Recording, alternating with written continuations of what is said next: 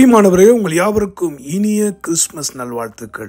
இன்று தேவன் நமக்கு கொடுக்கிற அற்புதமான அந்த தேவனுடைய பிறப்பை எண்ணி நம் ஒவ்வொருடைய வாழ்வில் அவர் செய்ய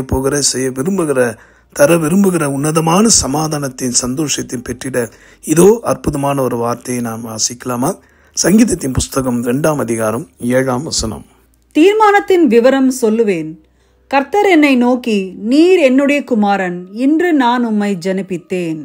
தாவீது தேவனுடைய கிருபையினால ஒரு பெரிய வெளிச்சத்தை வெளிப்பாடை பெற்றுக்கொண்டார். அதனாலதான் சேனைகளின் கர்த்தர் பிதாவாகிய தேவன் தமது ஒரே பேரான குமாரனாகிய இயேசுவை இந்த உலகத்திலே இரட்சகராய் அனுப்பினார். அதை தான் இன்று நான் உன்னை ஜனிப்பித்தேன்.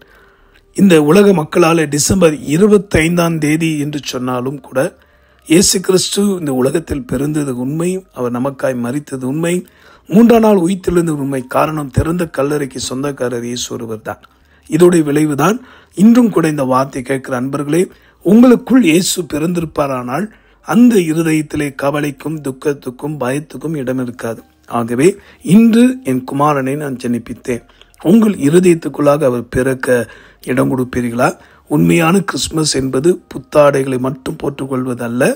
உண்மையாகவே திக்கற்றவர்கள், அனாதைகள், ஏழைகள் என்று வாழ்ந்து கொண்டிருக்க எண்ணற்ற மக்களுக்கு நம்மால் இயன்ற உதவி செய்வதும், விசேஷமாய் நமக்குள் இயேசு வந்திருக்கிறார் என்பதற்கு அடையாளமே இந்த சந்தோஷத்தை மறைக்காமல் வெட்கப்படாமல் யாவரிடத்திலும் போய் சொல்வதுதான் உண்மையான கிறிஸ்துமஸ்.